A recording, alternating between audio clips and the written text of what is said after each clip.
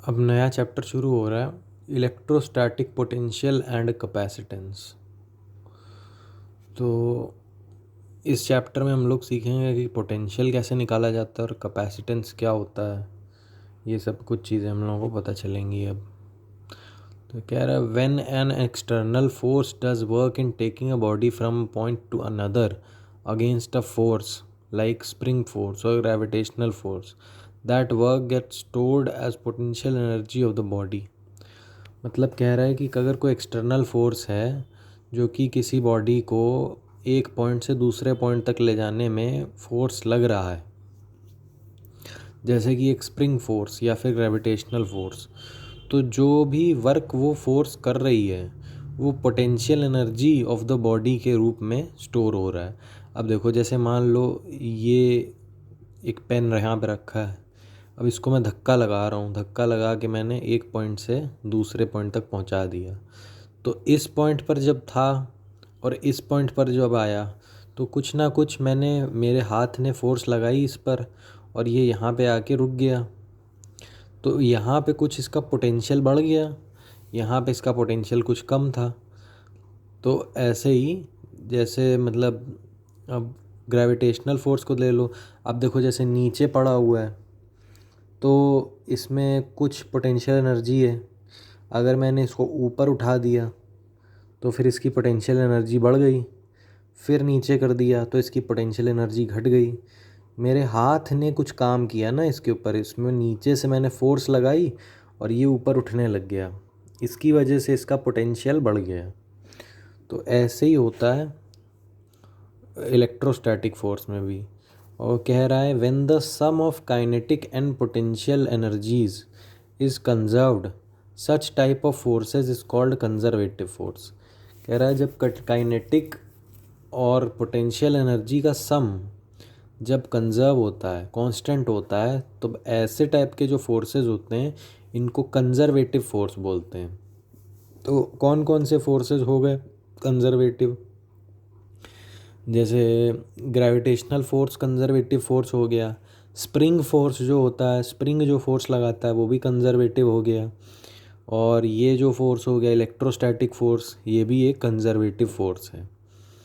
तो अब इसमें देखो क्या बता रहा है कि W work of R from P is equal to integral of R from P force external into D R equals minus integral of F E dot D R. अब इसका मतलब समझो।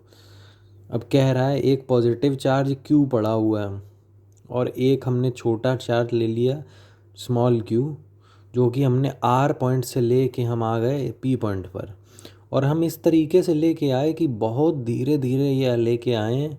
और इसके ऊपर देखो, पहले तो एक एक्सटर्नल फोर्स लग रहा होगा क्यू क्यू, जो दोनों पॉजिटिव हैं, तो एक एक्सटर्नल फोर्स इस डायरेक्शन में लग रहा होगा, तो हमने उतना ही पॉजिटिव फोर्स लगाया है, और उतने ही फोर्स लगा के हमने धीरे धीरे, बहुत धीरे धीरे R से लेके P तक हम इस चार्ज को लेके आए हैं। तो फिर क्या हुआ कि अब हमने कुछ एक्सटर्नल वर्क लगाया, यहाँ पे था, तब हमने धक्का लगाया इसके ऊपर, धक्का लगाते लगाते हम P पर लेके आए हैं।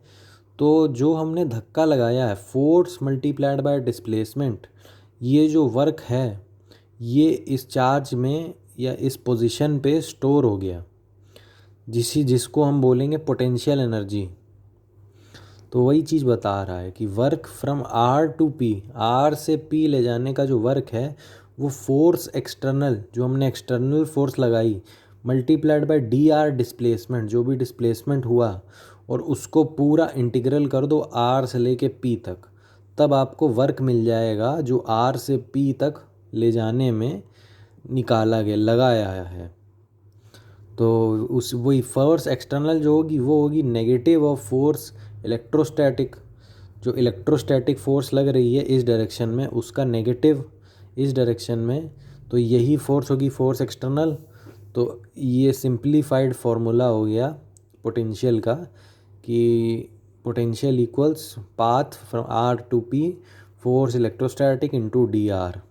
और अब ये डेल्टा U जो है पोटेंशियल एनर्जी का डिफरेंस है वो potential energy at P minus potential energy at R. अब यहाँ पे पोटेंशियल एनर्जी ज़्यादा है, यहाँ पे पोटेंशियल एनर्जी कम है। अब ऐसा क्यों? क्योंकि अभी देखो प्लस चार्ज को आप यहाँ पे रखोगे तो दूरी कम है, ये तेज़ी से दूर जाएगा, और यहाँ पे आप रखोगे तो ये धीरे धीरे दूर जाएगा, तो यहाँ पे इसकी पोटेंशियल एनर्जी ज़्यादा हुई। ठीक। Potential energy of a charge q at a point is the work done by the external force in bringing the charge q from infinity to that point। अब कह रहा है टोटल जो पोटेंशियल एनर्जी चार्ज की है q की किसी भी पॉइंट की, वो है टोटल वर्क डन, जो भी एक्सटर्नल फोर्स ने जो वर्क डन किया है उस चार्ज को इन्फिनिटी से लेके उस पॉइंट तक लेके आने में वो उस चार्ज का पोटेंशियल हो जाता है।